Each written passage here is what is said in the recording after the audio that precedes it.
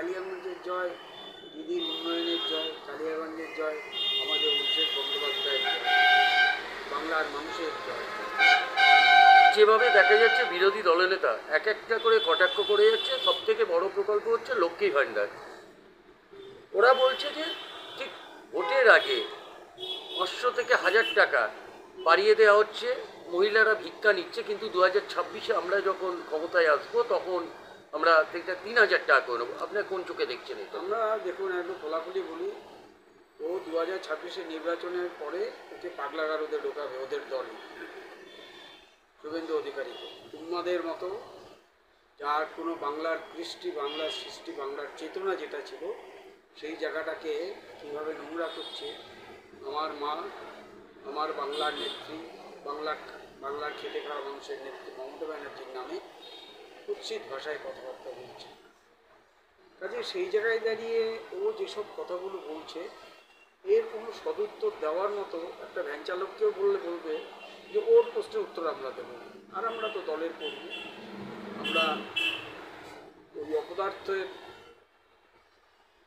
প্রশ্নের উত্তরটা আমরা দেবো না। এই কারণে দেখুন দিলীপ ঘোষ বলছে যে মমতা ব্যানার্জির আঁচলের তলায় থেকে মানুষ হয়ে এসছে, মমতা ব্যানার্জির উচিষ্ঠুকায় মানুষ হয়ে এসছে।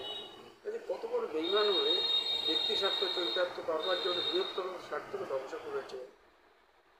আমাদের কোনো ক্ষতি হয়নি। আমাদের এবার 26-এর নির্বাচনে আমরা খুব দায়িত্ব নিয়ে বলতে পারি আমরা 240-এর উপরে সিট আমরা করবো। কালীগঞ্জের উপনির্বাচনে আমি আপনাকে বলি ওরা অনেক চেষ্টা করেছিল, ভিতরে আধা সামরিক বাহিনী, বাইরে আধা সামরিক বাহিনী, তার আগের দিন আধা সামরিক বাহিনী দিয়ে টোটাল এলাকাটা ঘিরে ফেলেছে। সেই জায়গায় দাঁড়িয়ে দায়বদ্ধতা বাংলার মানুষ, এটা তো রবীন্দ্রনাথের বাংলা, ঋষি বঙ্কিমচন্দ্রের বাংলা, দেশবন্ধু চিত্তরঞ্জন দাসের বাংলা। এই বাংলায় দাঁড়িয়ে বিভাজনের রাজনীতি করতে গিয়ে ও তো ডুবেছেই, ওর সাথে সাথে ওর দলও ডুবছে। সেখানে ও হিন্দু এবং আমাদের সাম্প্রদায়িক আমরা এমন একটা দল করি যেটা দলমত নির্বিশেষে আমরা মানুষের পরিষেবা দিই। সেখানে দাঁড়িয়ে ভারতীয় জনতা পার্টির অপদার্থ নেতা, বিরোধী দলনেতা বিধানসভায় কয়েকদিন আগে যেই নোংরামিটাও করলো গত পরশু, তা ভাবা যায় না। তারপরেও বলি ওর কথা কেউ এখন বিশ্বাস করে না। হিন্দু ভোট আলাদা করতে গিয়ে দেখিয়েছে সম্পূর্ণ ভোটটাই বাংলার মানুষ জাতীয়তাবাদী দলের উপর আশ্বস্ত। ধর্মনিরপেক্ষ দল আমাদের সর্বভারতীয় তৃণমূল কংগ্রেস। সেখানে দাঁড়িয়ে দলমত নির্বিশেষে মানুষ মমতা ব্যানার্জির আদর্শ অনুপ্রাণিত হয়ে তারা তৃণমূল কংগ্রেসকে ভোটটা দিয়ে তার থেকে জিতে গেছে। আচ্ছা, 21শে জুলাই আর হাতে কয়েকটা গোনা দিন মাত্র, 21শে জুলাই নিয়ে কতটা প্রস্তুত এবার ধর্মতলায়? 21শে জুলাই এবার সর্বকালীন রেকর্ড আমাদের। এই দেখুন এখন আমাদের হয়তো একটু সময়টা বেড়ে আছে। এই সময় দেখুন পার্টির প্রতি কতটা আনুগত্য থাকলে আমাদের বোনেরা, আমাদের ভাইরা, আমাদের বোনেদের কথা বলি, তারা সন্ধ্যা আরতি না দিয়ে কিংবা সন্ধ্যা আরতি দিয়ে তাদের পার্টি অফিসে চলে আসে। আমরা 365 দিন আমরা কাজটা করি। আমাদের কাছে যেরকম ভোট আসলে ভোট পাখির মতো ঘুরে আসবে, ঘুরতে চলে আসে, আমরা সেটা করি।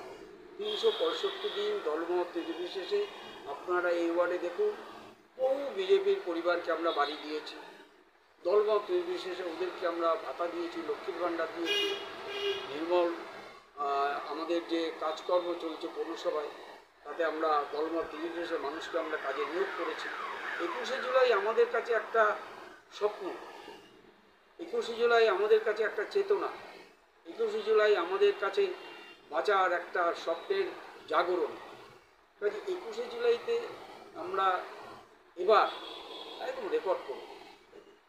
আমরা দলমত নির্বিশেষে বহু মানুষ যারা তৃণমূল কংগ্রেসকে মনে মনে ভালোবাসে তারাও এবার আমাদের সাথে ধর্মতলায় দিদির বক্তব্য এবং অভিষেক বন্দ্যোপাধ্যায়ের বক্তব্য শোনার জন্য যাবে।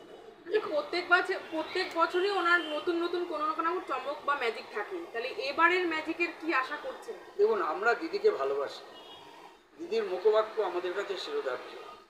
কাজেই দিদি কি বলবে সেটা দিদি নিশ্চয়ই বলবে। আমি তো দলের একজন সাধারণ কর্মী, কাজেই সেটা দল থেকে কি বলবে, দিদি কি বলবে সেটা দিদি জানে, দিদি বলে দেবে। তা দিলীপ ঘোষ কি জয়েন করতে পারে?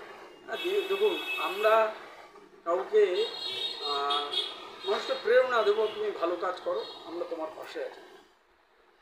এই দিলীপ ঘোষের অবস্থানটা তো দিলীপ ঘোষই বলতে পারবে। আর আমি এত উঁচুতলা উপরের নেতা না, আমরা সাধারণ ওয়ার্ডের কর্মী।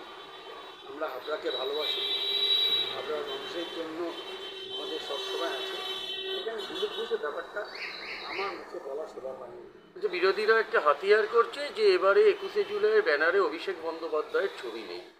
না দেখুন, আমি একটা কথা বলি, এটা মনে কিছু করবেন না, আপনাদেরকে আমি শ্রদ্ধা জানিয়ে বলছি। আমরা বিভাজনের রাজনীতিও করি না, কিন্তু কিছু কিছু চ্যানেল 21শে জুলাইকে নিয়ে আমাদের মধ্যে একটা দ্বন্দ্ব বাঁধানোর চেষ্টা করছে। অভিষেক বন্দ্যোপাধ্যায় নবযুগের নতুন প্রজন্মের একটা প্রেরণা। সেখানে দাঁড়িয়ে অভিষেক বন্দ্যোপাধ্যায় প্রকাশ্যে বলেছে 21শে জুলাই যখন হয়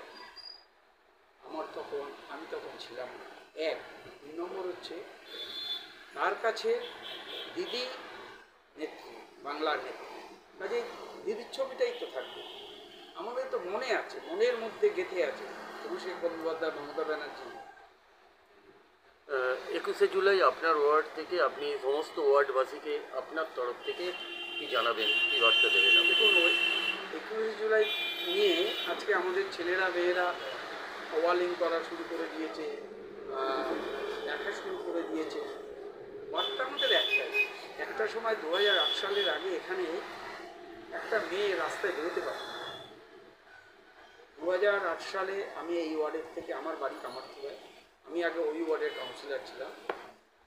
2008 সালে আমি এখানে এসেছি, মানুষ থমকে ছিল, মানুষ দম বন্ধ করেছিল যে এই জগদ্দল পাঠকটা কবে সরবে। আমরা এখানে ভোট করতে এসে আমাদের এই ওয়ার্ডে আমাদের সুভাষ চক্রবর্তীর থেকে শুরু করে রমলা চক্রবর্তী তো এখানে ক্যাম্প করেছিল শান্তিনগর, যে কামারথুবার থেকে যে গুন্ডাটা এসছে বা একটা সমাজ বিরোধী, ওকে ভোট দেওয়া যাবে না। এখানে একটা না দুটো মাত্র গোষ্ঠী ছিল, গোষ্ঠীর মেয়েদেরকে নিয়ে বাড়ি বাড়ি প্রচার করে দিয়েছে, তাতে সুবিধা করতে পারেনি। তখন সব্যসাচী দত্তের উপরে দল থেকে এই ওয়ার্ডের দায়িত্ব দেওয়া হয়েছিল। অক্লান্ত পরিশ্রম করেছে সভ্যতা আমাদেরকে নিয়ে। আমাদের মেয়েরা লুকিয়ে লুকিয়ে ভয়ে তারা প্রকাশ্যে বেরোতে পারে।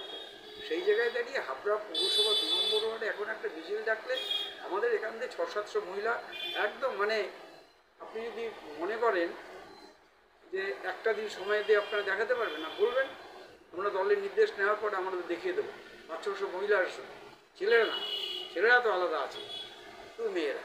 তাহলে মাননীয় মুখ্যমন্ত্রী এত মহিলাদের জন্য প্রকল্প করেছেন বলে কি মহিলারা বেরোচ্ছেন আজকে? না না না না দেখুন, দিলেই আছি, না দিলে নাই, এই দলটা আমরা সেভাবে দেখি না। আমরা মনে করি যে মানুষের পাশে বিপদের দিনে বিপদে থাকতে পারলে সেই মানুষটা মনে রাখে।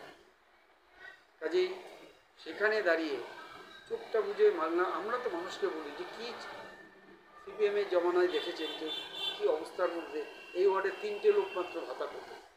এখন আমরা দিদির আদর্শে অনুপ্রাণিত হয়ে আমাদের দলের কর্মীরা এরাই আমাকে তৈরি করেছে, আমি তৈরি করিনি, এরাই আমাকে তৈরি করেছে। তার অভ্যাস। কাজেই 365 দিনের মানুষের দুয়ারে দুয়ারে যাচ্ছে, কাজকর্ম করছে। আপনি ওয়ার্ডটা ঘুরে আসলে দেখতে পাবেন কত পরিষ্কার পরিচ্ছন্ন, প্রত্যেকটা রাস্তা, লাইট, ড্রেন একদম ঝকঝক করছে। এই যে মানুষ তো এদেরকে বাড়িতে গেলে ঘরে হাত ধরে টেনে নিয়ে যায়, ঘরের ভিতরে এসে বসে, এত ভালোবাসা। কাজে এই ওয়ার্ডের নতুন করে বার্তা দেওয়ার আমাদের কিছু নাই। এরা সবাই মানুষ, শুনুন, অন্ন বস্ত্র বাসস্থান মমতা ব্যানার্জি, খেটে খাওয়া মানুষের জন্য মমতা ব্যানার্জি, সুস্থভাবে বাঁচতে মমতা ব্যানার্জি, পৌরসভার পরিষেবার ক্ষেত্রে মমতা ব্যানার্জি, আদর্শ অনুপ্রাণিত হওয়ার জন্য মমতা ব্যানার্জি। আর দিদি যেসব দিয়েছে, আপনার কম করে 70-75টা প্রজেক্ট দিয়েছে। সেই প্রজেক্টগুলো দেখুন, সাধারণ মানুষকে বেঁচে থাকার ক্ষেত্রে একটা বাচ্চার জন্ম নেওয়ার সাথে সাথেই রাজ্য সরকার দায়িত্ব নিয়ে নিচ্ছে। আপনার আবার যখন সুখ স্বপ্নে শান্তি শ্মশানে যখন যাচ্ছে